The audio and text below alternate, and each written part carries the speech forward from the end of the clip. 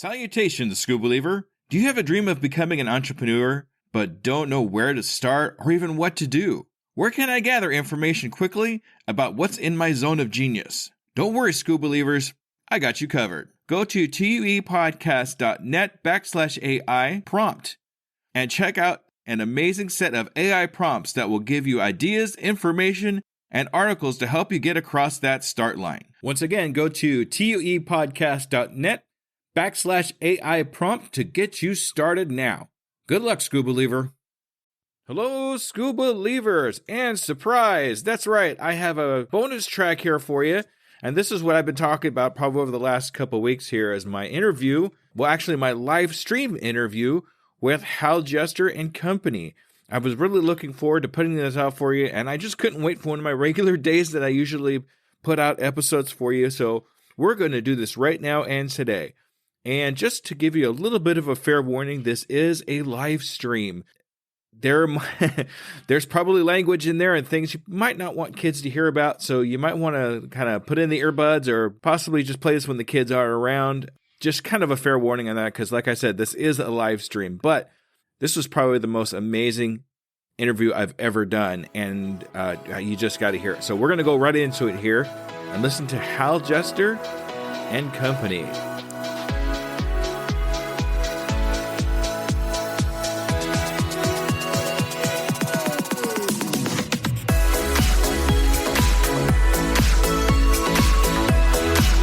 Welcome to The Undiscovered Entrepreneur, the podcast where brand new entrepreneurs come to life and could quite possibly be discovered. Join me, DJ Scoob, and the rest of the Scoob Believers as we help these new businesses become a reality. And now, away we go!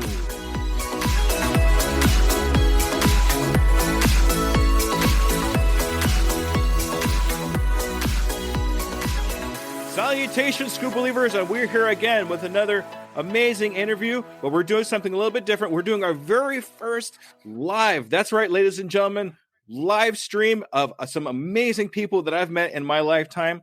So today, we're actually talking to the one, the only, Hal Jester from Halshack. Hey, Hal, how you doing, buddy? Hey, man, how are you guys today? Fantastic. Yay, look at that. We're also got some counterparts for Hal here. Greg, hey, Greg, how you doing, buddy? I'm pretty good. How are you, man? I am fantastic. Thank you so much. And then we have Mike Loco. Hello, Mike. Hey, how you doing, man? Thanks for having me. All right. And thank you so much for being the Undiscovered Entrepreneur with DJ Scoob. All right. I love it. All right. So what we're going to do here, first of all, is I'm going to have you each introduce yourselves because I know who you guys are, obviously, because I've been with you guys for a while, but I'm sure there's a couple people that are not sure who you are. So, Hal, we're going to actually go ahead and start with our lead guest, and that's you, to tell us exactly who you are and a few accolades about yourself. All right. Well, my name is kind of hard to talk about this. I usually do this online promotion. My name is Hal Jester. I am known as the Halshack Indie Rockcast. I'm in North Carolina. I kind of work on the outside of things of the industry being a podcast. You know, I'm not over there in, LA involved with all these people. And I have managed to work my way up. Excuse my Star Trek curtain back here. I mean, Star Wars curtain. I've managed to work my way up in the industry. I started a radio show and podcast on a British network back around 2014. I originally got started working with Roadrunner Records, not working with them, but involved in their Sign Me To process, and became a kind of a scout, like just an intern scout, just kind of helping out, volunteering my services with the company. And I've formed some friendships with a lot of the people that were also intern scouts for the company. And we worked together for a bit and found a few bands and everything. And then the site closed down. So we had nowhere to go. And I decided to start a world and a universe for all these indie artists back in 2014. And so I got on a British radio network. They were called Audio Burger at the time. And then they became Reputation Radio. That was headed up by John Summers, who used to work for Virgin Records way back in the day. And then he decided to do his own thing to help indie artists. So I started this show. And it went live in October 2014 on their network. And my buddy Matthew Meadows was the DJ there who helped get me started. And we were trying to come up with a name. And I was throwing around a bunch of things like the Band Shack and the Halshack and Hal's Bands and Hals and just all kinds of stuff. And he's like, you know what? He said, why don't you call it Halshack and hashtag shit out of that?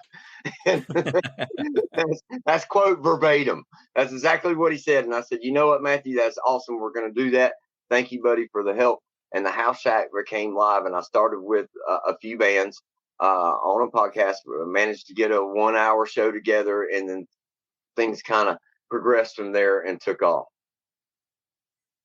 All right. That's an amazing story, Hal. Thank you for that. It's good to know a little bit of your background. I mean, I know some of you, like for the last 2 years, I've been following you, but it's good to see where you started.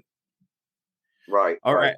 Yeah. So, Greg, I'm going to put you up next here, bud. Who are you and how did you get started in all this stuff?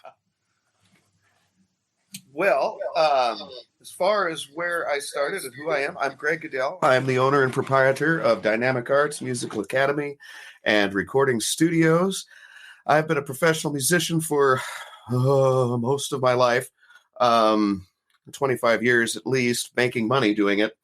I've been in different acts that have been in different stages of almost stardom. I am not rich. I am not famous, but I've been at the precipice a couple of times. And then I went to school working at Full Sail University while it was still a prestigious school, not like recently. And I did a little bit of digital A&R, and now I teach and I produce records. And on my better days, I do support acts do tour support for large acts and whatnot. So I'm the guy that they call that is the ringer that they put on the stage when so-and-so can't make it from Nashville. So, yeah. There you go. Awesome. Thank you, Greg. I appreciate you. And now, Mike, it's your turn. Let's hear a little bit about you and what you do and how you got started. I've been in this industry quite a long time as well. I started real young.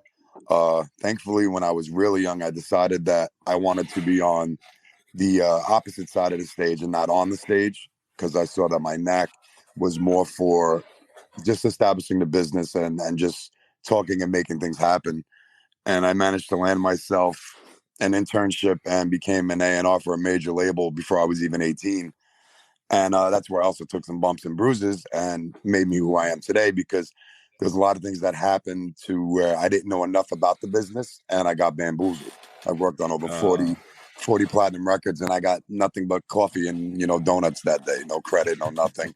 So that led me to really dive in more, and which established what I have today, which is, MLM Entertainment. It's an independent label. I only sign management deals, and we're one of the number one independent distribution companies that you can get before crossing over into the main, the major level. So I champion the independent artist with just opportunity, the education, and, just in general, making sure that they don't make the mistakes that so many artists and so many people make commonly. We see all these crazy, interviews where like people as big as Snoop Dogg didn't know what publishing was until 4 years ago, and things of that nature. So really, it's just about championing the independent artists, making sure they know what they're doing, and that there's a lot more involved than just, laying down some tracks and putting music out to the world, and understanding that the business is the second word of music business. All right, Mike, that's awesome. Thank you for that. That's great. So one thing I always like to talk about is entrepreneurship, because that's the type of podcast that I run here. So what I'm going to do is, what would you say in the music industry would be considered an entrepreneurship? Can you answer that for me? Oh, wow. That's a long question. Or a question that requires a long answer.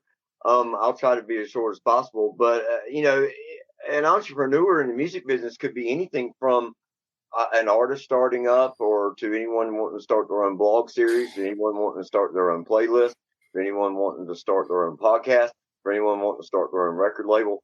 The options are limitless there as far as that goes. Awesome. That's good. That's good to know, because I mean, we all got to start somewhere. Even in the music industry, it's all about getting that first motions going, getting started.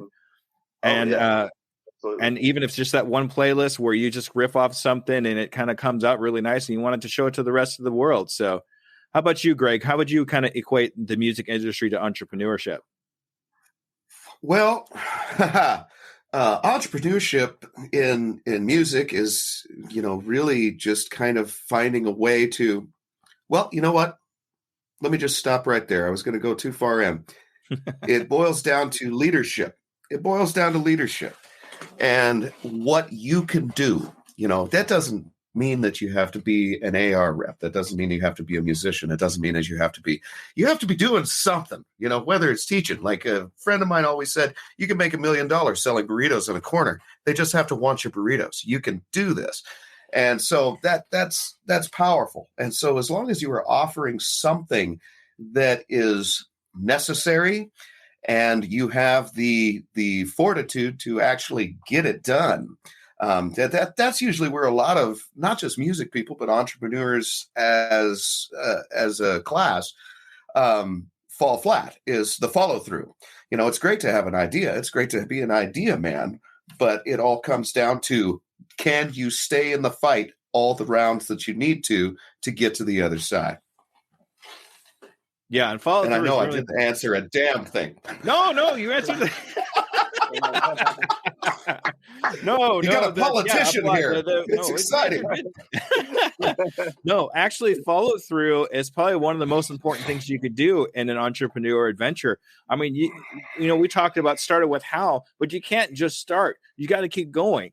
Even when you come across failures or problems or hurdles, I mean, you could either throw your hands up in the air and say, I'm done with this. I'm not going to do this anymore, and stop. Or you could follow through, just like you're saying, figure out why this happened this way, and just kind of get through with it and move on. And that is important in an entrepreneurship. So even though you didn't think you answered that question very good, you actually did. So congratulations on that. Okay. Thank you. All right. How about you, Mike? How do you think the music industry and the entrepreneurship kind of go together? Well, there's a fine line between entrepreneurship and opportunist. And the music industry is definitely flooded with a lot of opportunists. But that's where, I'll throw some cliches at you because you're using words like fail. Fail stands for first attempt in learning. No means next opportunity. Okay? So you get the opportunist, they see something's hot and they want to make a quick buck, and they're in and out fast and they have no real intention with their business plan or model. An entrepreneur is looking to grow something from the ground up and put the work in, take their lumps, because they're passionate about what they're doing. This is what they want to do as a career. This is what they're putting their ambition behind.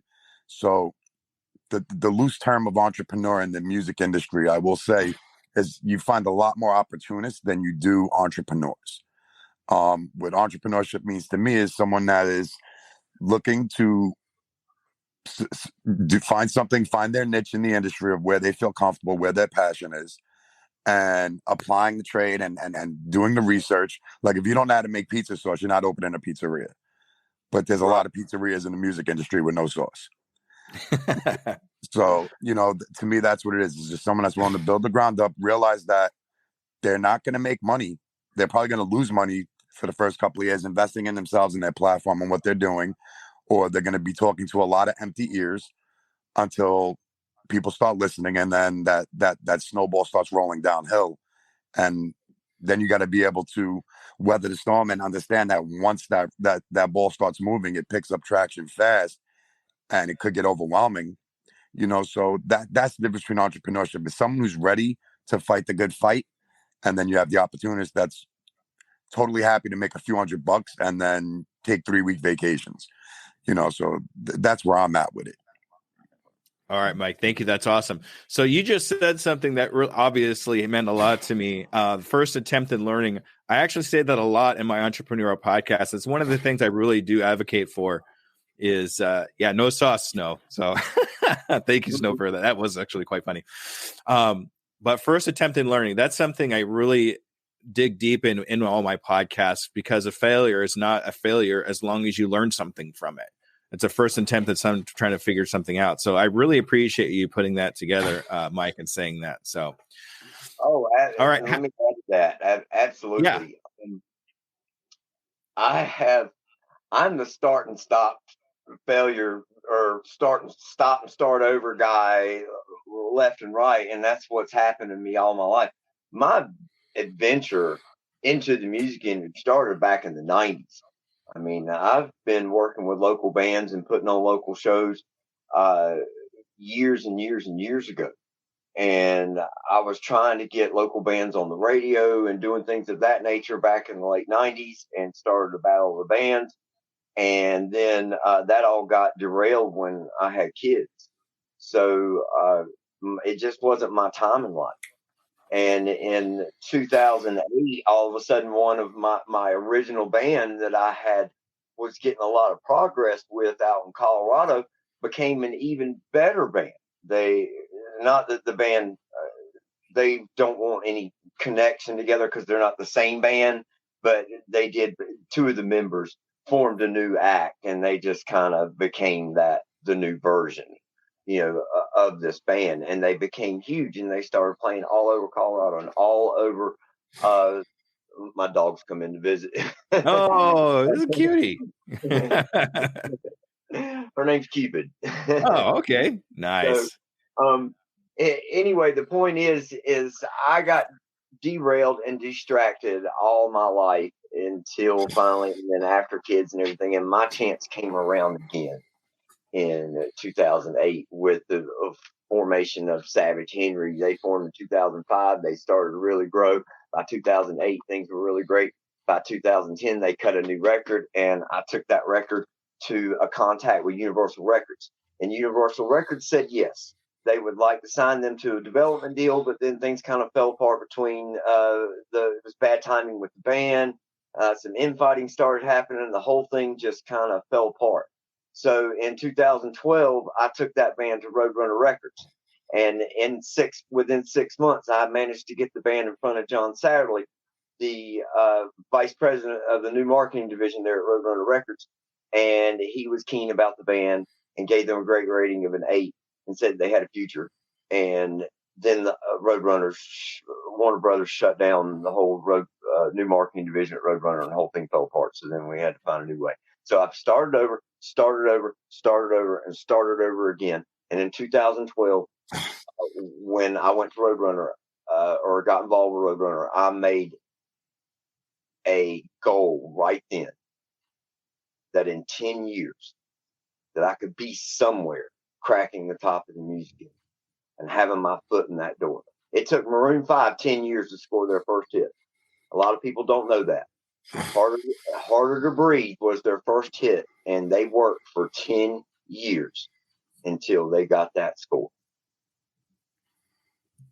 That's amazing. And that's actually, I hear that a lot too, where I'm the 10-year overnight success, right. Where you hear it takes a long time to actually get there. But the only thing that people see is that part where they're actually breaking out to something that they're going to be doing. So like it takes them 10 years to get there. But as an outside, we only see that beginning part where they're actually at that success. There's a book called Atomic Habits that goes over a similar thing where we have an ice cube, but if the room's 28 degrees, it doesn't melt yet. It goes to 29 degrees, it doesn't melt yet. It goes to 31, 32. When it finally hits 33 degrees, the ice cube starts to melt. Kind of the same idea here, where we wait for that time to be noticed, and then when we finally get noticed, that's when everybody starts following us. But they don't worry about that other stuff because they don't get to see it. We're the ones taking that adventure to get to that point. And that sounds like what happened here too. Right. All right. Absolutely. And that's one thing I've noticed. Go ahead, Hal. Now I said, just fate's a weird thing. It really is. And actually, it's Lisa, what I was going to say too is a lot of the stories I've heard you tell, and a lot of things that's happened from when we met to now, even everything just seems to fall in your lap. But I really don't think it works out that way. It's just the work that you do where it attracts these other people into. I mean, you call that a synergy or something like that. I mean, what's that like? It's really odd. I do find it very strange that things do just kind of fall in my lap. Let me tell you. I'll tell you a little story. March 2019, somewhere around there, I decided to go to Nashville on a fluke. I talked to a friend of mine out there, Michael Giancana. He is involved with movies and music and a whole bunch of things out and shooting videos and things out in there in Nashville. We got to chit chatting. He's like, "Hey, why don't you come out here, see my studio and see everything we got going on? Love to see you." Da da da. So I'm like, "All right, yeah, I'll sleep. You know, where you got somewhere I can stay?" He's like, "You can sleep on my couch." So I go out there. I get out there, and then he decides that, you know what, I ain't got time for you. So I've got to make lemonade out of lemons. And, you know, I ended up grabbing a hotel room somewhere. I even slept in my car a couple of nights. You know, I didn't have a whole lot of cash when I went out there. So I was trying to save, you know, as much money as I could. So, and just had a really terrible week. And it pushed me to my limits and my extreme. But it got me out there. It did the thing that I needed to do to get myself out there and get myself known. Because then I blew up all over the Southeast. People started finding out about who I was because I was announcing going out to Nashville to try to work on plans of starting a record label. You know, meet with some important folks and everything. Let's get some, you know, some things going. Started hashtagging all over. People started finding out all over the Southeast about Halshack, from Charlotte to Nashville to Raleigh to Richmond, and things started to come along a little bit, a little blow up. I even scored a centerpiece with a Nashville like music blog when I was out there, an announcement that I was coming to Nashville. So anyway, met a few artists while I was out there and just made some great connections. And it forced some things in my life to get going that wasn't really going. I had a couple of small accolades on my show at the moment. And so when I got back, I was defeated. I was a defeated dog, let me tell you. And I didn't know where to head and what to do. And I found a music site called Drupal.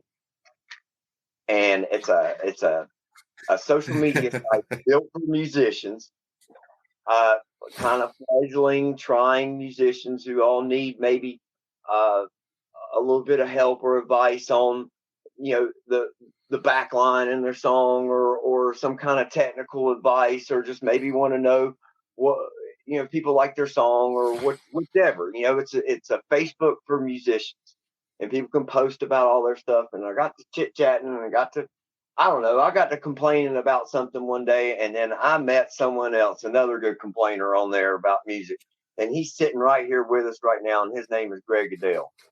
Oh, okay, that makes sense why he was giggling a little bit there. Yeah, right. So Greg and I got very involved with Drupal and a lot of the members on there, and Greg and I got more entrenched with one another as we went along. I got a little animosity from Greg to begin with, but I don't know where at that point in his life that he decided that to stop giving me crap and jump on my team. I just figured you weren't going to listen anymore, and you know, just talking like to a rock, sort of. No, kidding. Love you, Al. Love you too, buddy. So is that where you two actually? Is that where you two actually first met up? Was on that thing? That is where it was. He was. Yeah. And I don't even remember what it was even about. I don't remember what we were talking about, but I do remember it being. I was complaining about one of my bands, like I usually do.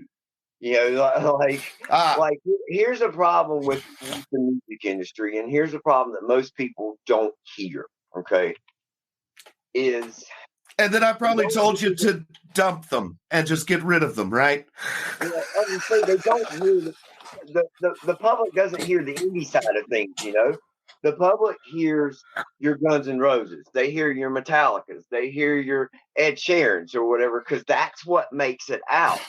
What the public doesn't know is for every major hit act, there's 100,000 acts out there trying who don't have any business singing or ever picking up a microphone, or don't have a good structure about their music, or don't know how to write a hit or whatever. Hey, I understand some people are just in it just for music and they just want to have fun and make music. That's great. But when you come to a professional like me or Mike or Greg, and you ask for our opinion, or you want to be on the radio, and you want to be, what's the word I'm looking for? You want to be compared to your peers that are out there, making millions of dollars and selling all these records or getting all these streams, then you have to realize that you're on that level, or you have to realize that you're not on that level. And that's the problem. Self-awareness. Self-awareness is huge. Yeah. All of that. Self-awareness is where it lives. Self-awareness is where it's at. And that's not just for musicians. That's for entrepreneurs too. That's for anything in life. A good dose of self-awareness. When you sit there and you go and you say, I'm not good at making cheeseburgers, or just like before when, Mike had said, there's no sauce. Yeah, you can't make a pizza with no sauce. You go through this stuff. You have to know and some people have no idea that they're awful. They have no idea because they have a support system around them that are patting them on their head saying, you're so good at that, sweetheart.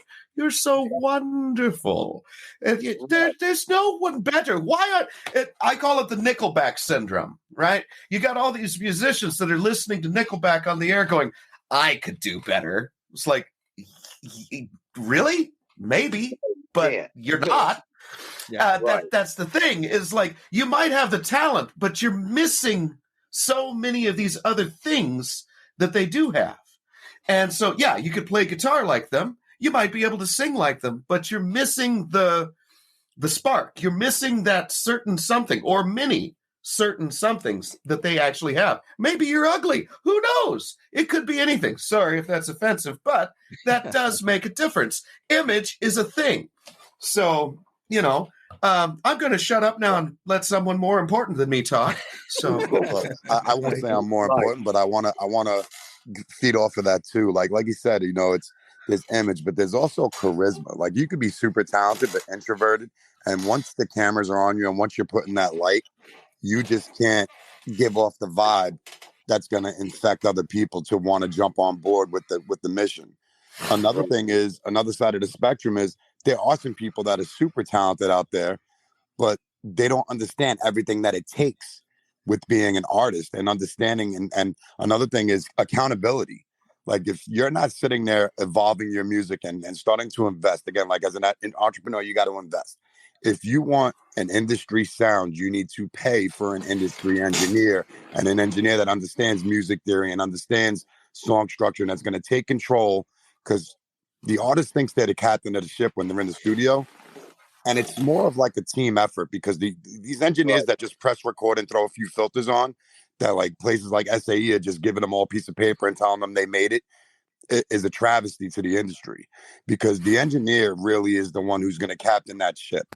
They're going to help you correct. They're going to say, hey, try it in this key or try it in that key. There's trial and error to evolving from garage band or garage artist, or someone who recorded a song on a USB mic in their living room, to evolving into a more clear sound, to having a good mix and master and putting out a polished record that is structured and understands music theory and fits the tone and the temperature. Since you mentioned Ice Cubes, the temperature of where we are right now with music.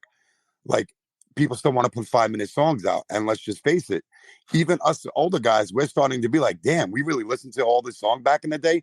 We've become so accustomed and programmed to the 2 to 3 minute song, or like, the wheelhouse now is 2 minutes, 20 seconds, that people just aren't understanding where we're at in the industry in terms of quality of sound, in terms of understanding what music and where it's at, and the attention retention of the common listener. So there's so many things that go into the factor. And then you start talking about your brand and your image. And again, that it factor. There's so many people that make great music, but they make great music that gets pitched to other artists, and that's how they make money. That's where they find their nick, because they're not going to be the one in the camera. And that's totally fine, being a songwriter or being a placement vocal. So it's just people that have to understand where their role is in the industry and accepting that, taking accountability and the self-awareness that Greg is talking about.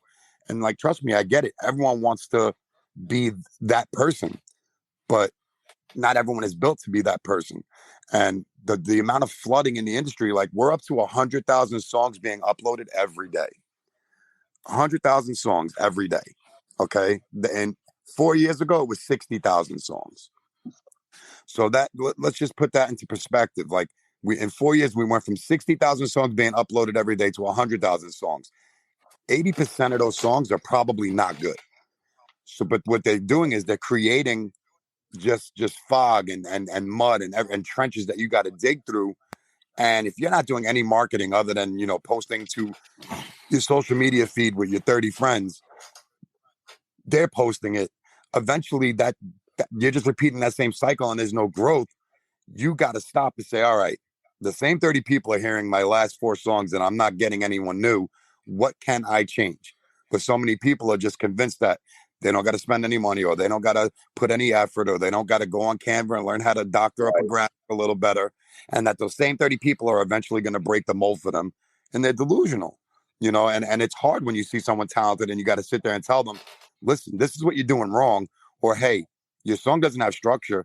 And then, like the guy said before, they ask for this criticism, and it's constructive criticism, and you'll give them the positives or the negatives. But the minute they hear the negatives, you don't know what you're talking about. They get very, very sensitive. This is not an industry to be sensitive at all. You just got to adapt, absorb, and evolve. Right. And Greg, do you want to add something to that? Oh, I was just going to, agree. It's where that, again, that self-awareness to know that when somebody's trying to help you, but it's easy as an artist. You can become very quickly, because sometimes the things that we write or the things that we do, they're very close to our heart. Where'd I go? There I am. Something happened on my end or something, and I'd disappeared for a second. Sorry. But they can become, you have to have a thick skin.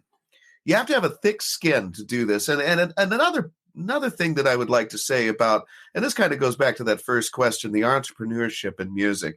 I know that, and this is probably could be labeled as Greg's bad advice hour, because that's probably going to be the best piece to say. But if you want to make something and you want to be something, don't have a plan B.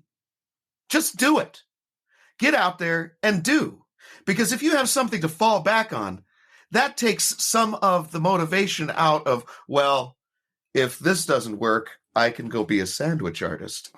You can, if this doesn't work, I can lay drywall. No, go do it. Get on. Because if there is no fallback position, if the fallback position is living in a bus under a bridge, you work harder getting that gig. You work harder doing what you need to do to get out there and do it, and you'll be better. Or you'll live under a bridge, but which, like I said, everyone's mileage may vary. But if you give yourself no other option but to push forward. Oh, I think we lost a little bit of Mike there. Yeah, your connection went a little bit weird, Mike, but that's okay. A little bit. Yeah, I'm actually gonna just kind of riff off of what you were saying there. Just doing it. I mean, that's amazing. I love that. And that actually goes right into my tagline of my podcast. I can, I am, I will, and I'm doing it today. And I always like doing that, just because, if you just do it, you're actually taking initiative and taking progress. Some people will just sit on their thumbs like, oh yeah, I can do that. But then they don't do it. So, I mean, even just making some kind of small progress, you're actually gaining the percentage points of people that are actually doing something about it. So, that goes into a lot of great things, Greg. So I really appreciate you talking about that.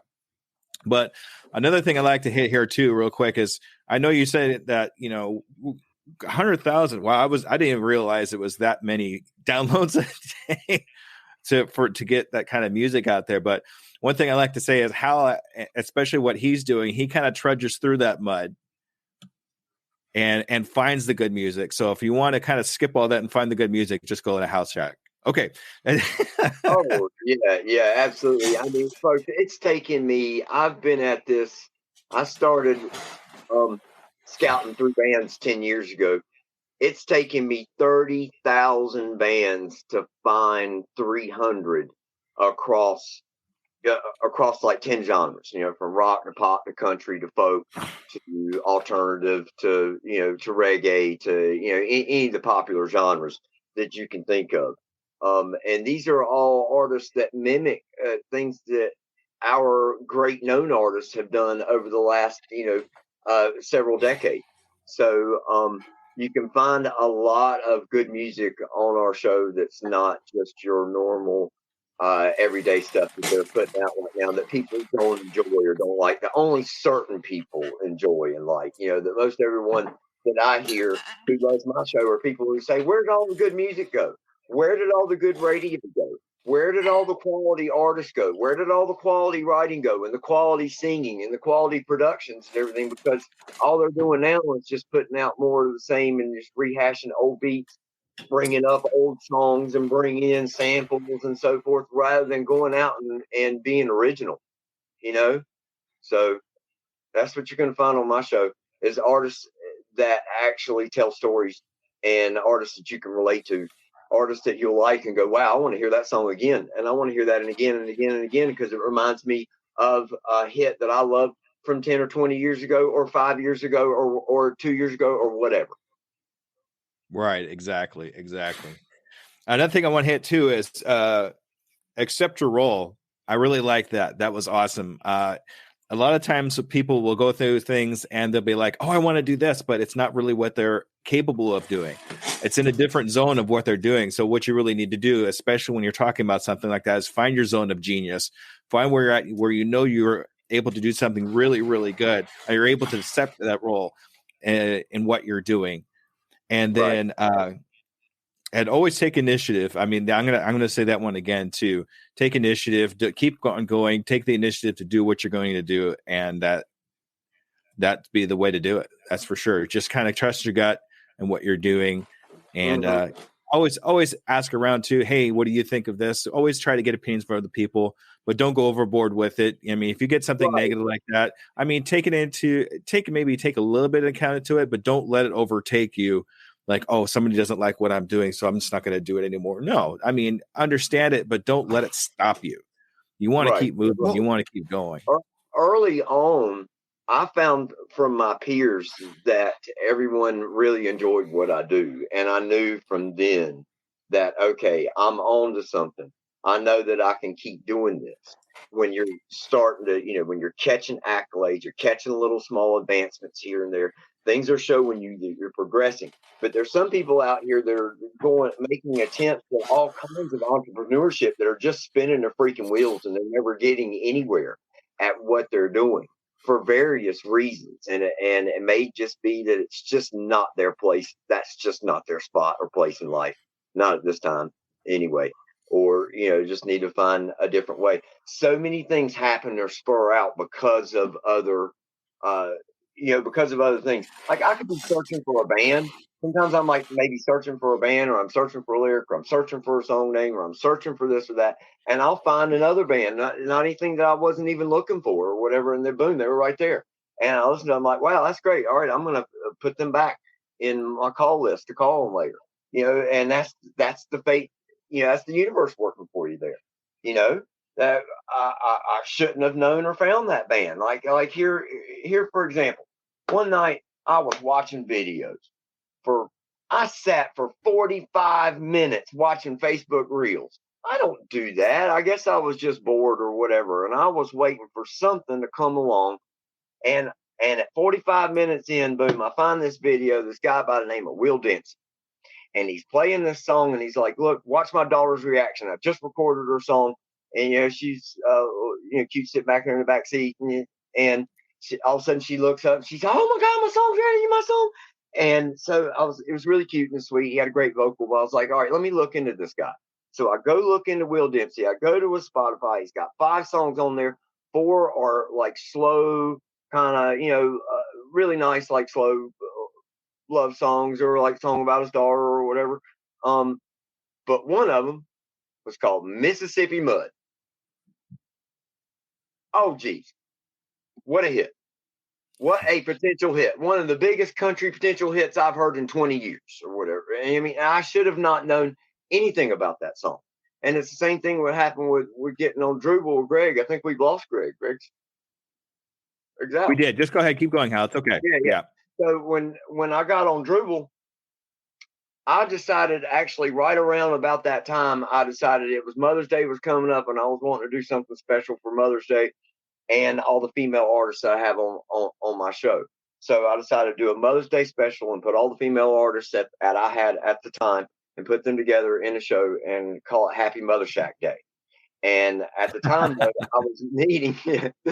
I was needing like at least maybe 2 or 3 more to fill in. And I got on Drupal and boom, out of all I couldn't really find anything great, but I happened to find 2 or 3, I think it was 2 really great artists on there that were able to include in my show that I wouldn't have found or ever known about them in any way, shape, or form.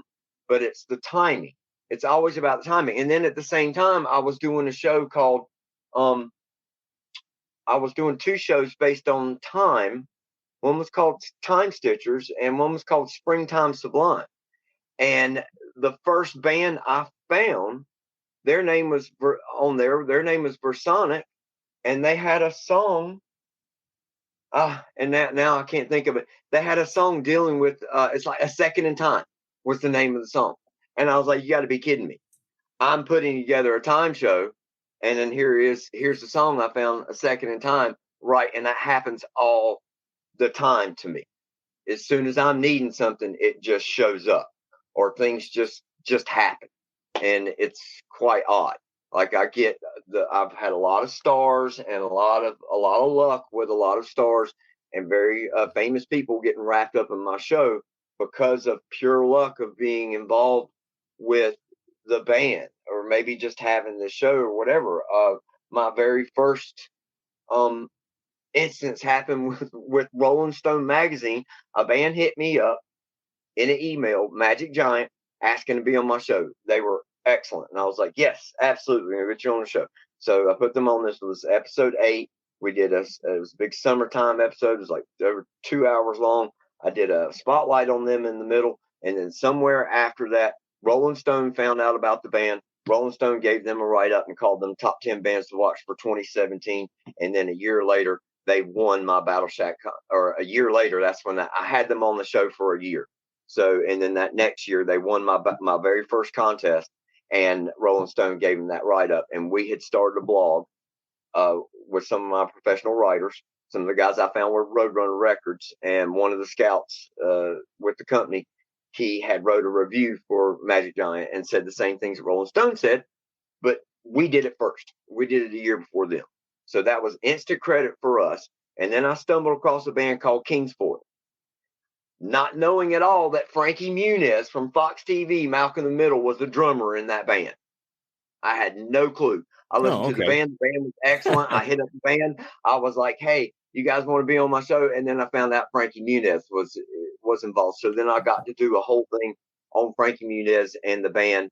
And then that got me another thing later. Actually, that was quite odd. Because the very first song in that show, okay, with Frankie Muniz going to be in that show, episode 11, that very first song was a song by a band in New York called Black Taxi. And the name of the song was House on Fire. Well, this was around December 2017, January 2018.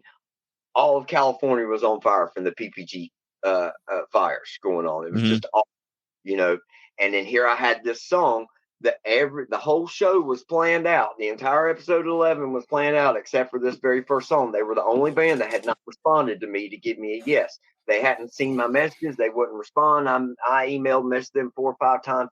And then all of a sudden all these fires started happening. And I'm like, oh man, don't hit me up. I do not want that to be my opening song, coming back with Frank Muniz and that be the very first song of the show. And all this is happening out there. It was really awful.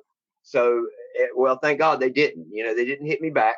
So I went to my playlist of bands that I hadn't called on. These bands I know nothing about whatsoever, right? So I go to this band. The name of the band was The Vantage. They had this song called On My Way.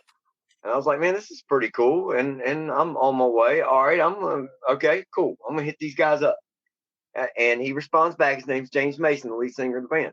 And he's like, well, we're not a band anymore. He said, but you're more than welcome to play the song. And I'm like, you know what? I need a song right now. I'm way behind on this. I need to get this out. So sure, I'm going to put in, hey, dead bands are all over the radio all the time. Especially classic rock stations and all that. These bands aren't together anymore. So I play the song. It's great. It kicks off my show. I'm on my way in a career. He's on his way in his life. And then he hits me up 2 weeks later. And he says, Hal, he said, that was fantastic. He said, I've never heard, an indie show like yours. You really know what you're doing. We would like your help with something. And I'm like, what's that, James? He said, I've been working for 1.5 years with Stevie Nicks on a brand new remake of Stand Back. And we started a new band. He said, and we want your help to launch this product. I was ecstatic. I was like, you got to be kidding me. I had one of 8 billion people on the planet. And I had a guy working behind the scenes for Stevie Nicks that was being backed by her. So, but then the whole project is a long story. I can't go into it, but the whole project tanked a month before release. So the band ended up signing with the indie label and going a different direction. They dropped me the record and said, you can have this album. You're the only one allowed to play it on the planet. And we're going to go a different way, but you have our permission. And so then that started my climb, and that was July 2018 when that came out, and that was actually postponed because it was supposed to come out. Record was supposed to come out in April of 2018, and it wasn't until July before. And then things started to progress from then, and then shortly after, I met Greg, and things started going even more. I've got just crazy stories of things that I fell into or fell in my lap. I've been really lucky. I tell you, I scouted bands for years on Reverb Nation. I'm not saying that's I've scouted bands many places, but Reverb Nation was a great place for me to scout bands at. And I'd emailed the company continuously, emailed the company several times, could never get a response asking to work with them. They're a local company based here in Chapel Hill, but they had offices in New York as well. And, actually they're based in Durham, North Carolina. And that company does a lot of work with the indie artists. And so I was like, okay, this would be a great relationship to have with them. And I tried to dive in with them, and I could never get anything. All of a sudden, December 2020, I believe it was, I get an email from the owner of the company and founder of the company, Lou Playa, with no idea who I was. He knew about me because he found me, but he had no idea I had been emailing the company for years. He was quite upset that his, people below him didn't get in touch with him. I guess they have everybody, emailing them wanting to work with the company, and I guess they have to pick and choose who they talk to, and who they send up the ladder. I guess I was just too small, but Lou found me on his own. I've worked with Reverb Nation now for 2 years doing campaigns for the company. Wow, that's amazing. It's amazing to me how you can go from one thing and that actually leads to another thing, which leads to another thing. And we actually can see that as long as you're being consistent and working hard towards things that you want to get to, right, things will just fall in your lap. That's kind of how I ended up in podcasting. It was like, well, why didn't because I was trying to be a karaoke DJ and a music DJ. That's how all this started. You know that, Hal. But yeah. I actually ended up falling into I've been with DJ Scoob since the beginning. That's right. I was the first Scoob believer. That's right. You were originally the original Scuba Lever. Yeah. So I appreciate you sticking with me through this whole time, Hal. I am curious, though, is there something all three of you have worked together on something that really turned out really well? Well, I mean, Mike, Greg, and Hal? Well, not yet. That's an adventure. Like, we're working on things. Greg, I'm glad to see you're back. We lost you there for a little bit. Yeah. So, is your audio there, buddy? Yo, I'm here. Okay, all right. Yeah. Let's make sure you can. Okay, we can hear you. I can Greg, yell. you can. Okay. Greg, we can only hear you so long, huh? Greg is the announcer for our show. So for the house. So whenever you hear the podcast, you're a professional announcer. Come on, you're listening to the house. You know, just like You're listening to Halshack. Yeah, that's the one. Yes, exactly. It's fantastic. And so, and he does a lot of neat little things like like a mad scientist, curated over many years. You're listening to Halshack. There's lots of different things that you would hear on the radio and see. And what's odd is speaking, we were talking about fate and destiny and so forth. At the same time that Lou found me from Reverb Nation, this is where Mike comes in. Mike finds me. I'm on a really odd place. I had got a friend request right before Mike found me from a Ryan Getz on Tuned Up Lounge. He runs a local music page for Columbia, Ohio area musicians, right? And so for some reason, all of a sudden, I just get this random request one day from Ryan. So then I became friends with Ryan. We started chit-chatting. And then I got involved in this Tuned Up Lounge group. And then one day, on a fluke, when in downtime or something, I happened to be on a post with Ryan, or that Ryan was doing, and boom, Mike popped in on the post. Mike and I start chit-chatting. Mike was looking for somewhere to get his artists on the radio. And I wasn't involved in R&B or rap or any of that kind of stuff at the time, but, I had my show. So it got me chit-chatting with Mike. And then Mike and I wound up in each other's DMs, and it just went on from there. So I was telling Mike, well, Mike, I don't do R&B, but I know some guys who do. Maybe I can get some of your guys involved and your artists involved with these fellas. And then at the same time, I'm looking through this first campaign I got from Reverb Nation, and I had told all the, Reverb Nation sets up what kind of music we want, what genres. I said nothing about wanting rap or R&B. That's not my clique. Even though I know it, I know it quite well. It's just not my genres. My genres are rock, pop, alternative, and maybe a little bit of folk thrown in, and a little bit of reggae, and a couple of little things like that. More, So anyway, I'm looking through the stuff, and I'm getting blasted with nothing but just tons and tons of rap and R&B. And I didn't ask for this, but this is really weird because Mike just came into me, and Mike's asking, for his artists to be on my show, and then hiding Jesse in these music clips. There were some videos sent to me as well. And in the videos was Little Zane, national known rapper. He was not credited. He helped out a kid called Lil Fi, Lilfye. And he did a little stint, like maybe 45 seconds in the middle of the song. I'm like, man, that guy's a professional rapper. Who is that? So I get looking around, and I find out who he is. I get to talking with Rock Witt, the manager of him and Lil Fi and all that. So then they're like, yeah, absolutely. Want your song? I want your song on the show. I start seeing all this rap and stuff, and I'm like, man, you know what? I've got enough here to put together a show. Hey, Mike, let's get involved with the rap scene, buddy. And so things started to take off from there with Mike. So I've got two of Mike's artists are Migs 718 and Lady Breed, and they are on my show and been involved in my show heavily.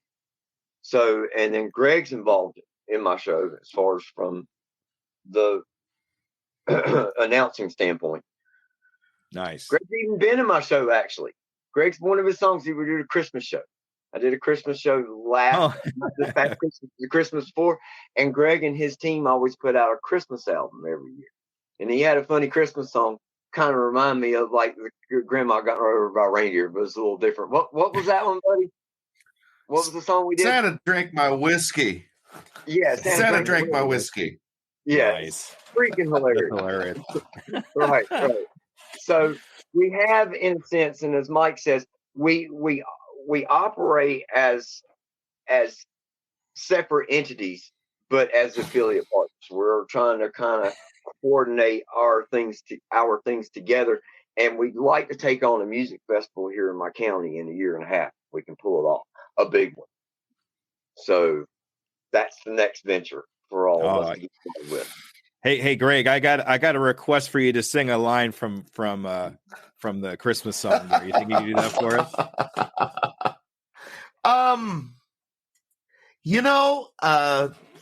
Let's tap a link or something for it. I got a little bit of a cold. It's Santa Drank My Whiskey by Dynamic Musical Academy.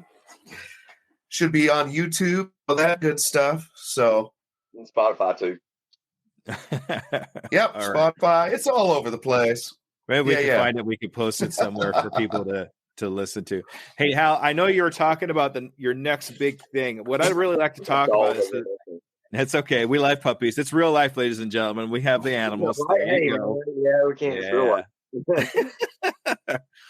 I'd actually like to talk about what your next big thing is. The next thing that's coming up. I mean, you're talking about this festival. What else you got going on? Well, just trying to do some stuff locally. I want to get involved with doing like local DJ events, club acts, doing club events, things like that.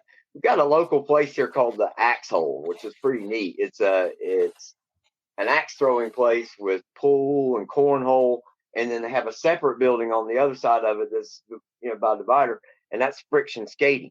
So they've got a whole thing there for the family to do. People can go over here and drink some beer and throw some axes, and the kids can go over here and go skating and play video games, and it all just works out well. And they even have a wall that they can open that wall if they want to.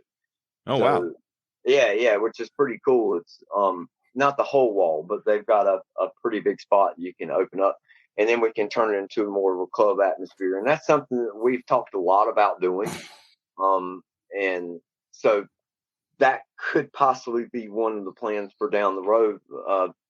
But yeah, the biggest thing looking at right now is looking at getting this music festival going. I mean, I'd love to get into other things like, starting a label or get more involved with the label with Mike, or, we could do licensing of the music. We could look at, getting the music out there to distributors. Of course, all this music's already on distributors. I would look at wanting to sell the music, want to get this music into commercials and get the music into movies, into TV and sync placements and things like that. That's what really helps these artists to go. People can find them. When you're a struggling artist, it makes no sense to me. Okay, here's prime example. Move Like Creatures. They're that new Spotlight band that I put in the new show. Excellent. One of the best guitar solos I've heard in forever. The band formed during the pandemic. They were recorded by now I can't think of his name. His name's Ethan. Don't put me on the spot on this kind of stuff. I'm sorry. Okay. He was the same guy who recorded Paper Jacket's album too, and they did an excellent job. The band has 84 followers or something on Spotify or wherever. It makes no sense to me whatsoever. You've got bands out here with hundreds and hundreds of thousands of fans or millions of fans on Spotify that don't deserve it, versus a band that does deserve it, that has great, hit music, that has skills like they used to have in the 80s and 90s and early 2000s or whatever, and it's going completely unnoticed, totally unnoticed. And that's the problem with the industry today. That's one of the biggest things. It's all about how much content they can get in front of these people, no matter how good it is or not. I've seen that in articles. They've talked all about it. That is the driving algorithm. Is to fuel these algorithms with music and content, no matter how much or how good. Just got to keep getting it out there. And Right. I think that it hurts the industry. And I think it hurts. It certainly hurts our plight of what we're trying to do, because here's what's happening is that it's being seen from, or the music industry is being directed from, a one-sided viewpoint. And I understand that, yes, today the young ones and everything got to push the music. Yes, that's just how it is. But their viewpoint comes from one dimension. They don't understand all the stuff that we knew. So they hear something that sounds like you know, or it's got the little kitty voices in it and the different things, and that's their style of stuff. But it's not what everyone wants to hear. And that's what the labels think. The labels think that what the 15-year-olds are pushing is what everyone wants to hear, and they've completely forgot that there is a music genre or a music demographic above 25 that wants new music, that is tired of hearing 80s and 90s and 2000 stuff. We're tired of it. We're done. We're done with listening to Rock 92 and whatever. I don't mean to call that station out. It's a great station, but I'm just saying, just for an example, any rock whatever or any classic. I mean, yeah, some people want to, do want to hear that stuff and relive it. But for the most part, what I hear from a lot of people is that we want new music for us. We want new bands that are doing things like they used to, because we've already heard Sweet Dreams Are Made of These or this or whatever it is. According to the Mandela Effect, it's one or the other. Right. That we've already heard the song 1,000 times, and we want something else. Maybe someone else to come along with a eurythmic style band, but with a new song, And so that's what we face, and that's what people are coming over to the Halshack for, because they're coming over and finding out that, hey, wait a minute, their real bands do still exist. That the labels aren't, they're all just taking this one side and going, oh, okay, all right, this is what the people want to hear, and this is what's happened to the music industry, pop, rock and alternative and all these things that we used to love, and like reggae infused pop and just ska and a whole bunch of different stuff that we used to listen to on the radio in the 90s has all sunk to the bottom, because the three main leading genres right now are pop, country, and rap, and no other genre pretty much exists. I mean, there's a few they're trying to eke in. I've noticed some artists that are trying to work their way up, through the charts and getting the popularity out there a little bit, which I think it's great. Mike, would you like to add to this? Because I know you have a lot of insight to this.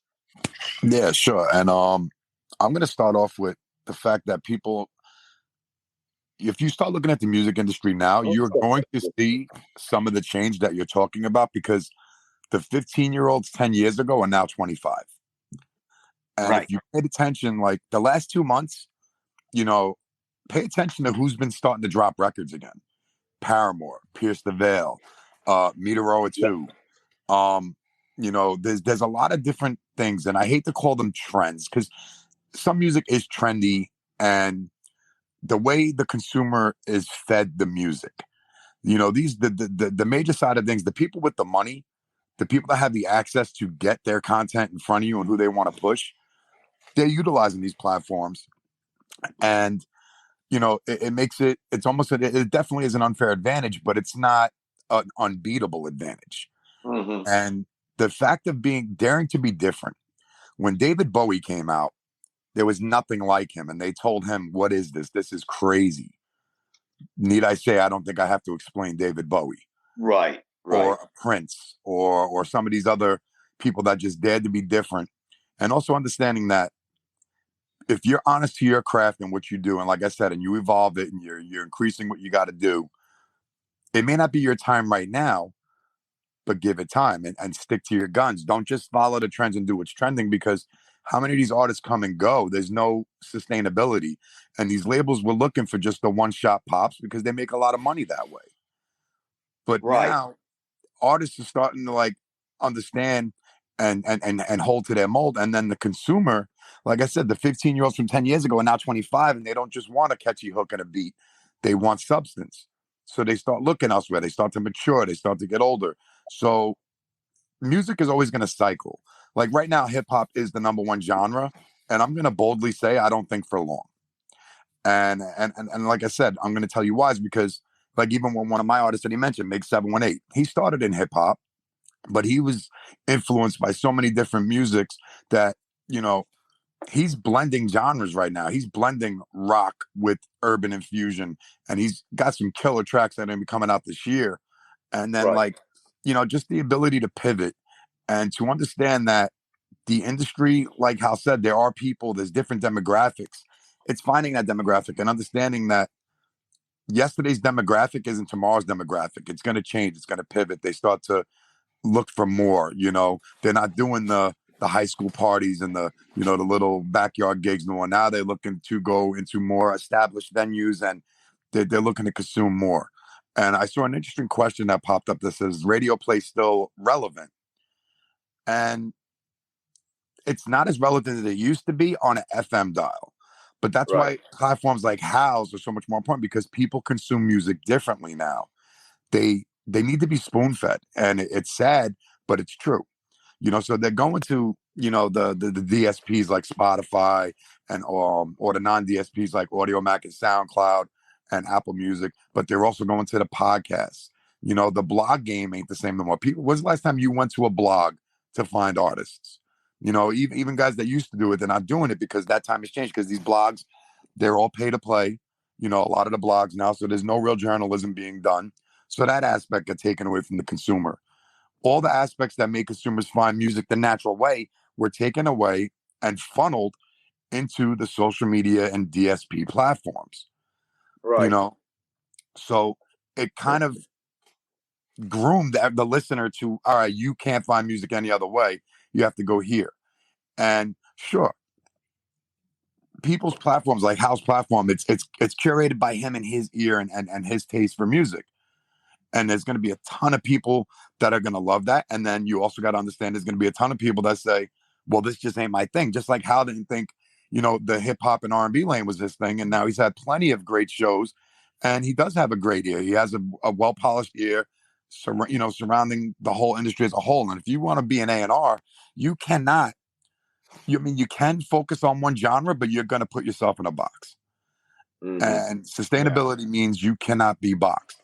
That's why even like with my artists, they may, you know, like I said, Mig started in hip hop. He refused to be called a rapper because he's not a rapper. He's an artist, because he knew what he was going to do. It just took time and effort. And he also wanted to polish himself. And when an artist takes themselves seriously, that they understand that going in.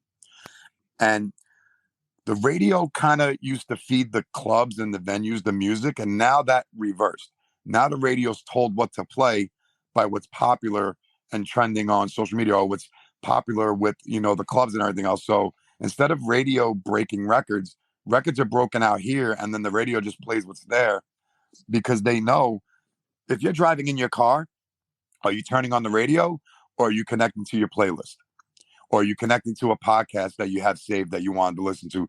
You know, like technology has moved us away from radio, but radio still does play a role. It's just not as big as a role as it used to, Right. because that's just not how the music consumer has been trained to find their music. And I hate to say the word trained, but it is.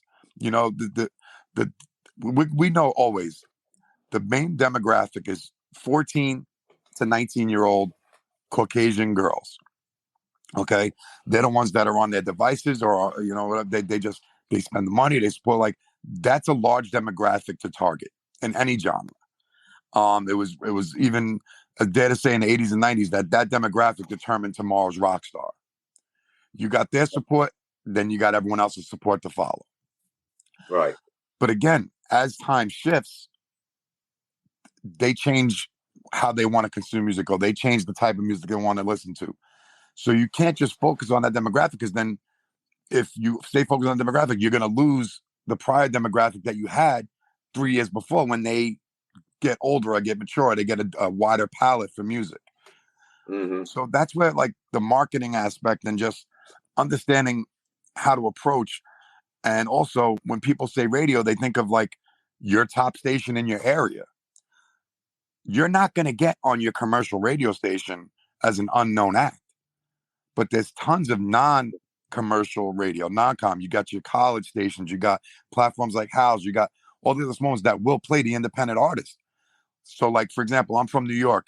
So you're not going to, if your first approach is to go to Z100 or Hot 97, you're crazy. Like it's great to have aspirations, but if you're not getting played anywhere else, you need to understand that how a commercial radio station works. They have to pay to be on the air, and the way they pay that is the advertising. So if they don't have a listener count, or if they're not having people stay tuned in with the popular music and the music that everyone knows, like the Drakes or everyone else, they're not going to have the number of listeners in that block of time to sell that revenue space for the advertisers.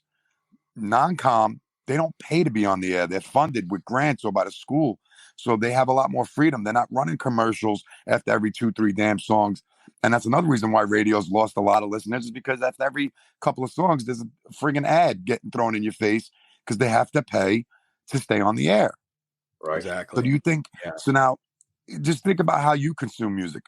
How many times do you sit there and you hear, okay, I know this artist. What is this? I'm changing the station to find something that I'm used to because I'm driving right now. I want to go with a sure thing. I'm not looking to give someone a chance, because if you're in traffic, the last thing you want to do is like, hey, I'm having a great time sitting in traffic. Let me discover this new artist. There are some people that do it, but 9 times out of 10, you're changing the station to go to what's familiar. Yeah. And that's just the thing. And so that's why people will just go to a playlist, or they'll go to a podcast that they know plays what they like. So the discovery aspect with radio isn't really there, especially if you're only targeting these commercial radio stations. But now if you target the non-commercial radio stations, and now you're getting played in 14 states on non-com, college radio or whatever, now you have data. Data gives you leverage. That leverage now can approach the commercial radio station, and you might get a shot, and it's also on the approach of how you get there. Like, people just say, pitch your song to radio, but they don't realize there's a whole process to that. Like, do you know you still got to send a CD to a commercial radio station? Like, even though we live in a digital era, they still want a CD. They want multiple CDs so it can get passed around the station. And then it's going to sit on the desk for a while until the streets or the demand for that song or artist. And they're going to be like, hey, I know who that is. That CD's been sitting on my desk for a while, and it's just, there's a process to this. So don't give them a cassette because they'll have no idea what to do with it. Yeah, like, don't start at the top of the mountain. You got to start at the bottom before you climb. There you go. And I'd much rather get play in 11 to 14 states on a non-interactive, a non-com radio station than one play on a commercial radio station, so I can post it on my story and brag and say, hey, I got one spin. One spin doesn't, generate revenue. It's not going to generate enough time for people to discover you. An old marketing tool is, the power of threes. You hear something once, you're going to go by. You hear something the second time, it's going to catch your attention a little bit. The third time, you're going to pay attention. It's going to lock you in. So one play, as opposed to being in regular rotation, just because it's not the bigger station, which would you want, Scoob? Like, if you're an artist, would you want that one play, one time only? Or would you want regular rotation where you're getting played probably 5 times a week for the next 3 months? Yeah, exactly. I mean, if I wanted to get a little more leeway in the podcasting industry, I want somebody to be able to listen to what I'm doing a couple of times, so it kind of gets ingrained of who I am and what I'm doing. So yeah, that's great. Greg, do you have anything on that? Anything you want to add to that? Me? Yeah, you. Yeah, I think one of the biggest pieces that, when we talk about music industry and marketing and all of those types of things that gets dropped by the wayside, people going, well, I want to listen to these old songs. I want to listen to these old bands. I want to listen to these things that, that I want things that sound like the way I remember them sounding. One of the problems with that is that there's a psychology to all of this stuff. The reason we attach to music, the reason we attach to songs, and this is me going back to my actual schooling and stuff. I'm actually a diagnosed psychopath, so this is going to be fun. Psychology is my bag. So There you go. the psychology of music. So every time as you become a teenager, you start breaking away from what your parents were listening to, what everyone around you is listening to, and you start forming your own opinions and your own things. You start listening to your own types of music. You start listening to your own songs that fit what's going on with your own personal life. Now, another big piece of what happens there is that as we generate new memories, you remember the song that was playing the first time you drove a car. You remember the song that was playing the first time you kissed so-and-so somewhere, right? You remember the song that was playing as you're walking down the aisle for your wedding. Well, guess what? Pretty soon you start running out of first memories. And that's when you start not accepting new music as first things. So psychology is something that Hal's fighting here on his channel, and he does a very, very, very good job at doing it because he's picking these things. He says they sound like things that were before. I don't think so. I think they appeal to the parts of us that are aging, the parts of us that are growing as we're getting older, and we can listen to these things and still have an open mind. One of the things this channel does is it's for people with an open mind, because a lot of people will just be closed to music, period, after a particular spot. Well, if it ain't the Dixie Chicks, I'm not listening to it, or whatever it might be. It's like, I love George Thorogood. Why? I don't know either. Stuff like that. Sir Mix-a-Lot, maybe? I don't know. Vanilla Ice? Right. But people, they listen to that stuff because it brings back a warm fuzzy from back earlier in their life. Like, I love that Torn cover by Natalie Bruglia because I was spending one of my first boy-girl moments in a car listening to that song. The song's trash. I mean, it really is. Because, I have fond memories attached to this stupid thing, and so when we're talking about marketing too, and then we talk about big label marketing, why does big label marketing do so well? Well, because they throw the money there. On average in 2019, to break a song, it would cost $7 million per song. That's for a single, right? That's the general average to get it to a blanket amount of people where it would actually start to make a profit.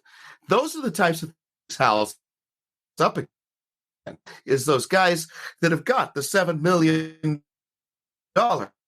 playing.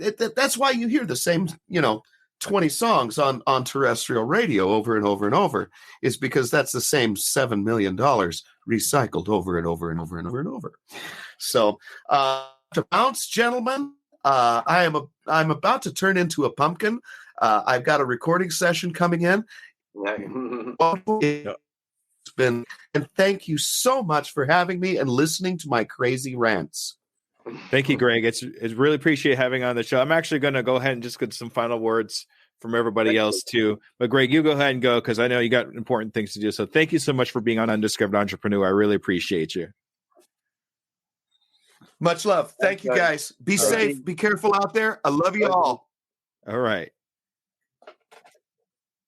Fantastic. And I'm going to go backwards here since Mike kind of said some last things. We're going to wrap a few things up here. Mike, is there any final words you'd like to kind of pop in there with?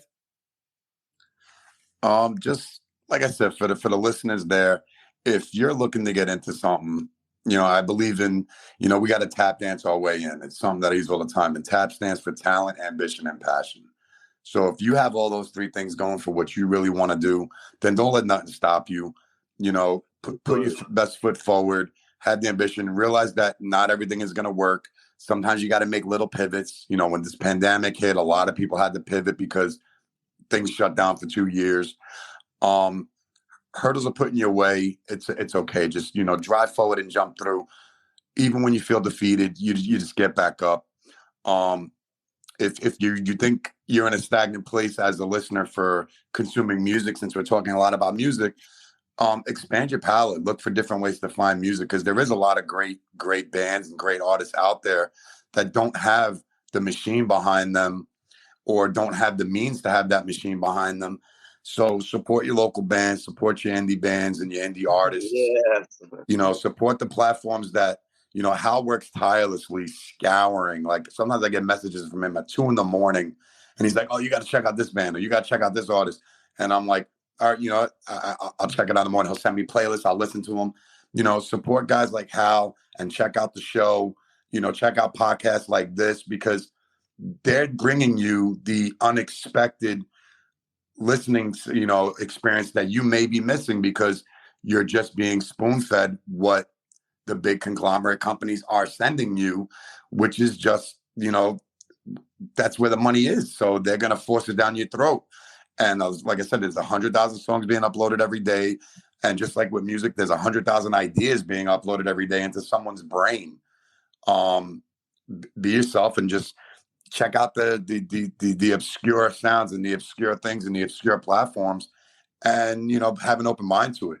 So I thank you guys really for a lot of the hard work that you've put in between Halshack and this platform like yourself, and I'm always going to support all of these kind of platforms, and I'm always going to be available to these type of platforms, because you are the foundation that leads to where those big boys came from.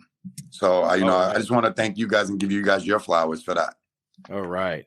Thanks, Mike. And just real quick, how do we get a hold of you if anybody has any questions for you, Mike, just so we have that? I hate to sound so 2023, but honestly, the best way is Instagram. It's the same name, Mike Loco, MikeLoco. All my contact info is there. I answer all my DMs because I have terrible OCD and I can't ignore the notifications. It may take me a little time, but I will get there. And I'm a big fan of educating, so feel free to reach out. All right. Thank you so much.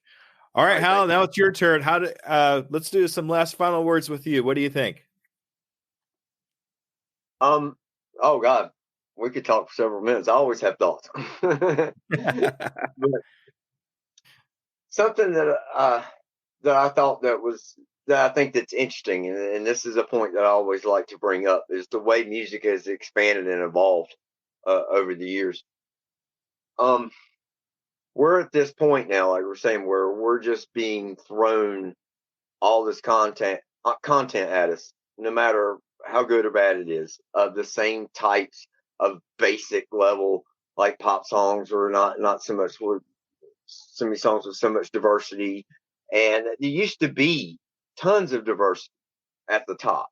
And back in the day, you could look around everywhere. We had rock, pop, alternative, country, folk, reggae, punk, ska, you name it, it was there in the top 100, top 200 Billboard, and it's just not there anymore.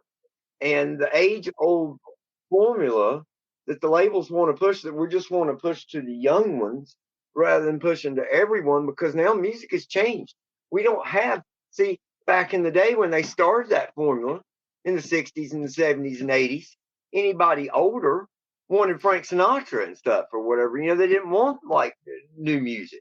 But now we've been hit with modern music from the 70s to 80s to 90s to 2000s to 10s to 2020s. So guess what? Those people that were rockers in the 60s and the 70s are rockers now. That hasn't changed. We've got a wide open field here of a demographic of the entire world of music listeners, rather than just how they used to gear to us when we were younger. The MTV generation or whatever, but we had so much diversity on MTV. We didn't have just this little bit here and there being thrown at us. We had everything thrown at us. So we're used to that. So we're used to any type, we're not surprised by anything that comes at us in the music industry or whatever. And I feel like the labels still think this way. that anybody over 25 doesn't want to hear any, doesn't want the music. They just get all the old reruns. We're just going to keep throwing reruns at them or whatever, and that's just what they're going to deal with. And there's an entire niche of people out there who want, new music geared towards them. And I feel like that's where they're kind of falling short in the industry right now. Yeah. I mean, they're making more money and that's the thing. When the streaming services, when the whole file sharing started, 2008, 2009, 10, 11, and so forth, it just killed that went on for years and it just killed the industry. So they decided to start streaming. So they came out and they rose from the ashes of that in 2012 with the streaming model. And ever since then, the labels have made more money. That I read recently or whatever, the labels have made more money now than they've ever made. They're raking in $1 million an hour, $24 million a day, but yet we can't put any money into the artist and the development of the artist. It seems like they've lost that vision to look at an artist and go, I don't care that you only have 100 fans, you have a hit. And we want to make that a hit. It's like they want these artists that have managed to get lucky and get their name spread around on social media, which I don't know how that works, because that sure as heck doesn't help me, and it hasn't helped me in the 8-10 years that I've been at this. Yeah, I'm still trying to figure that out myself. Yeah, and share and it won't get, and I'll do it in different ways and try different things, and it won't get seen. It won't get the views. It won't get. So I'm like, how does this band or this person or this artist all of a sudden, they just released this video 2 months ago, it's already had 2 million views or whatever, and I've been at this for 10 years and I haven't had 2 millions of anything. Yeah. And that's the thing is, I'm told by all my professionals and all my peers and everyone who I work with in the industry, I'm not just like hearing stuff from my buddies or hearing things from family members. Oh yeah, you're doing great. Because people tend to patronize other people in the music industry when they come to ask you. A lot of what Greg and I saw on Drupal is a lot of patronization. Oh God, this is great. Yeah, I can hear this on the radio. I'm like, yeah, really? Could you hear that song being played behind Queen or behind Bon Jovi or behind Ed Sheeran or whoever mixed in the middle? I'm like, really? Could you really hear that? So why are you telling these people that? Why are you blowing their head up to make them think that? And that was the thing that always kind of bothered me about American Idol and what I would used to do, and which I'm so glad they cut out doing this. They used to do the embarrassing outtakes, all the people coming in and trying, and they can't sing, and they obviously have no reason to be there. And some mother or father or family member or friend or whatever drove their friend 2,000 miles or God knows how far, or flew or whatever, all the way in to go try to get in this competition with 70,000 other people, and they have no business to be in there, And it's one thing if you're good and you have a shot. It's another thing if you can't sing in pitch or in key. You need to know that before you go.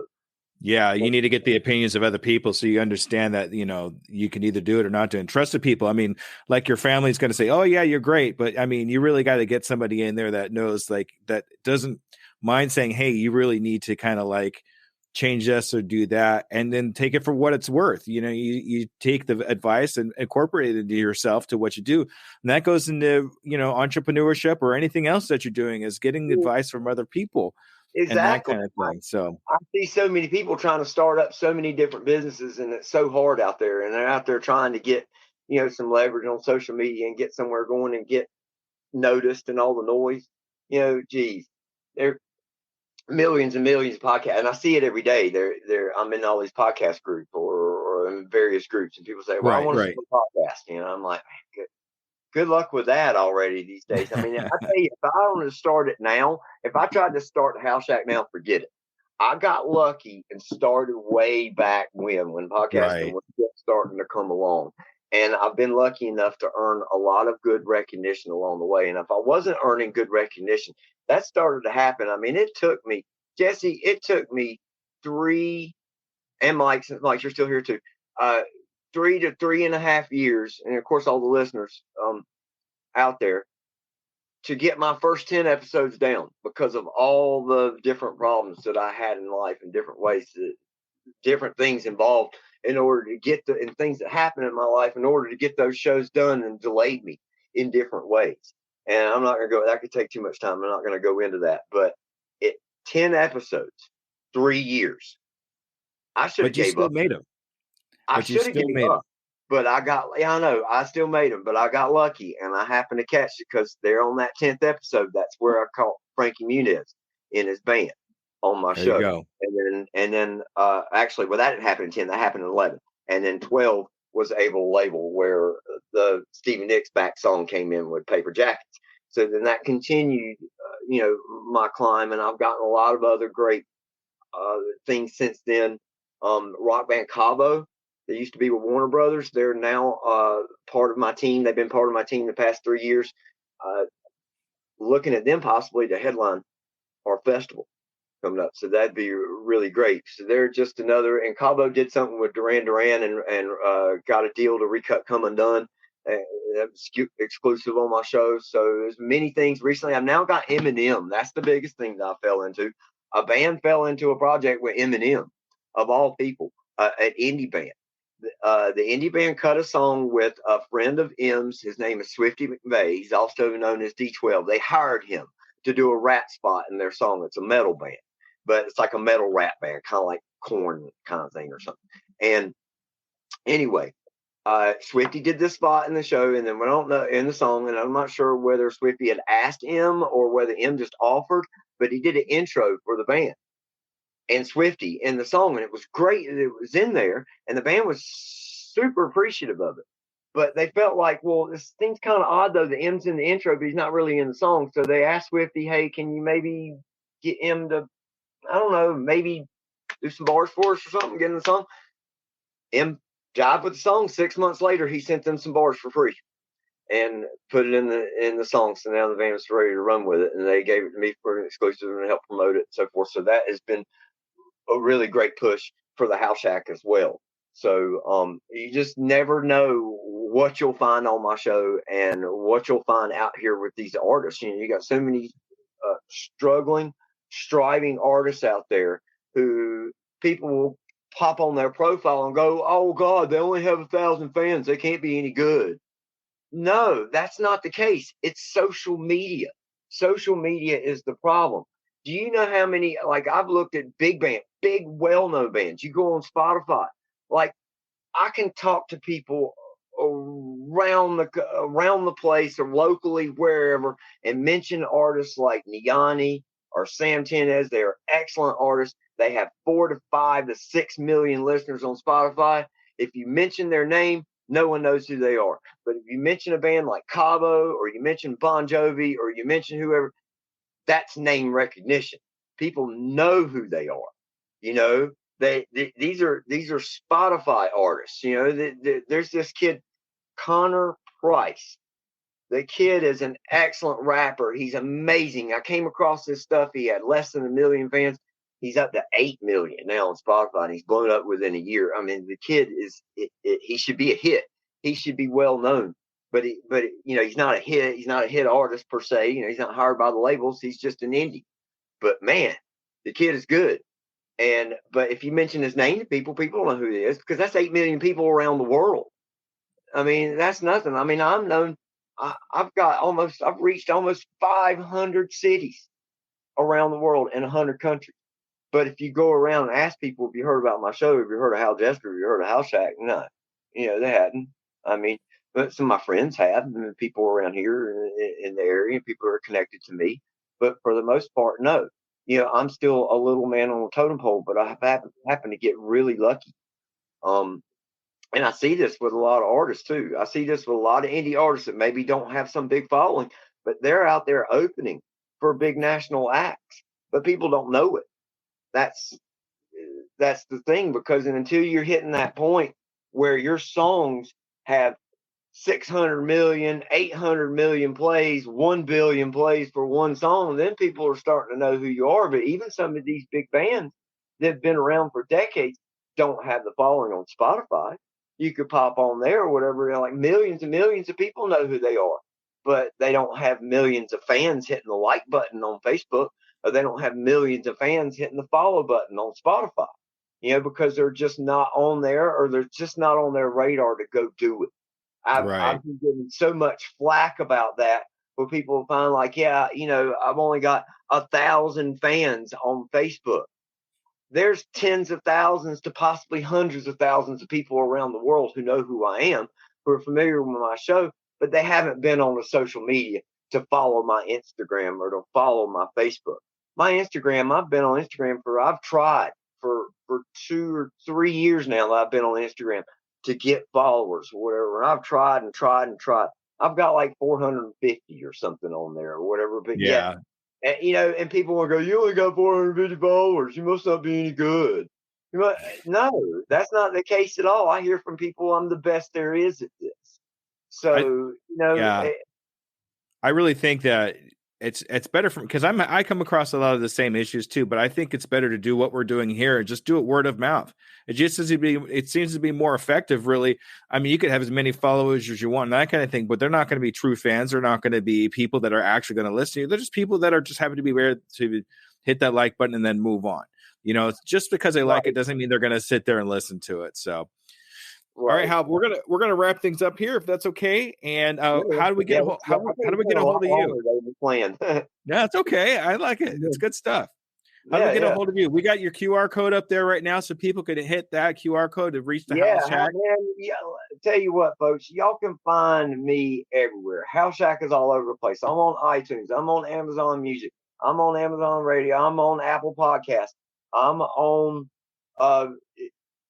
Stitcher, to Luminary, to any possible podcast feed that you could possibly think of, except for Spotify, because Spotify won't allow me on because I'm a music podcast. It's against their rules. They just I've got a playlist series, so you can go on there. I've started up about 40 playlists. You can find a whole bunch of different artists. You can find some mixed playlists, or you can find just full playlists of nothing but their whole library. And that was something we were talking about earlier. I want to touch on real quick about artists. Artists can come out with their best stuff from the get-go, and then it falls off. That it's not as good as it used to be. They're not cutting as good as hit music or whatever. And then there's some artists who just continually get better, and they come out, weak, experimental, trying. Speaking of, I found an artist called Television Skies. He was going to be involved in the Wampus Cat Music Festival that I was supposed to be involved with, that got canceled due to weather. The band is great now. When I look back to his early stuff, and I probably would have skipped on in his first few years. But somewhere along the way, he found his magic. And now that guy's got hit song after hit song after hit song, and nobody really knows who he is. And that's the way that the industry goes, and that's what you're going to find on my show is nothing but hit song after hit song after hit song after hit song that you've never heard. You're like, why isn't this known? Why haven't I known about this band for the past 5 years, as long as this song has been out? Why am I just hearing about it now? Why has it been out for 10 years and I've never heard of it, or 5 years or 2 years or 6 months or whatever? Exactly.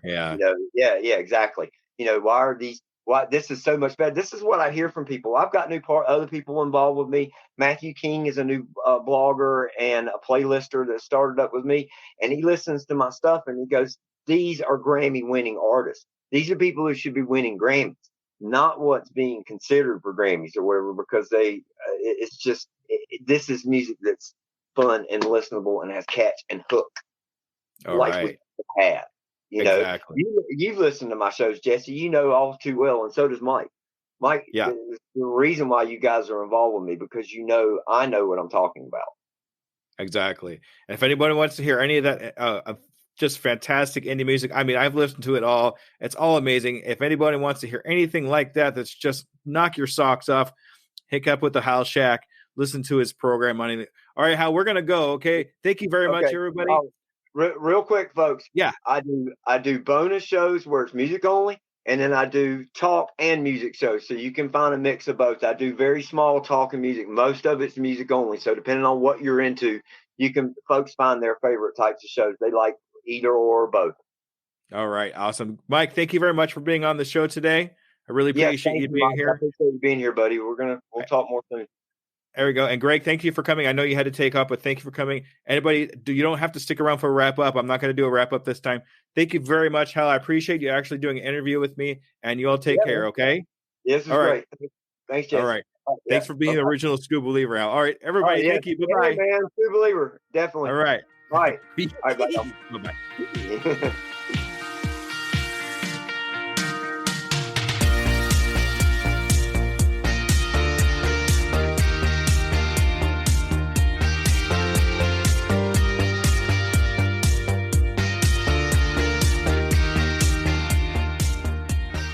All right, Scuba Believers, thank you so much for listening all the way through. This was such an amazing interview. I had a great time. And if you want to take a look at the actual video that we have of the live stream, go to my YouTube channel, Undiscovered Entrepreneur, and actually take a look of what happened during that awesome interview. So at this particular point, I just want to say thank you very much to Greg, Mike Loco, and Hal Jester from Halshack. And if you want to take a look at his podcast of amazing indie music, look down at the show notes or go see Halshack on iHeartRadio. I would also like to thank Numospect for facilitating the live stream, and a special thanks to Trevor Tomian, who took care of the background and all the extra graphics and everything that happened on that live stream. So thank you, Numospect, and thank you, Trevor. All right, everybody, thank you so much for listening, and I really appreciate you, and thank you for being a Scuba Believer. Bye-bye now.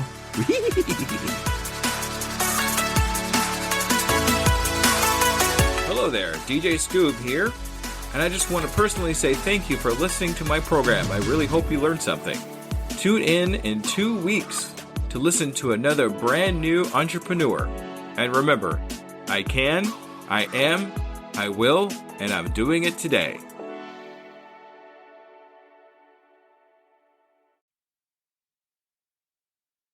As a worker of 2 full-time jobs, running a podcast and coaching, every minute counts in my day-to-day. It's hard to be consistent in any of my social medias. And at this point, I cannot hire a social media manager. Pinnacle AI to the rescue! I've been using Pinnacle AI for a couple of weeks now. I've seen big improvements in my outreach and consistency in all my social medias. Do you want to save time and increase your productivity too? Go to tuepodcast.net/AI for more information. Save yourself time and grow your brand. Try it now and see what it can do for you.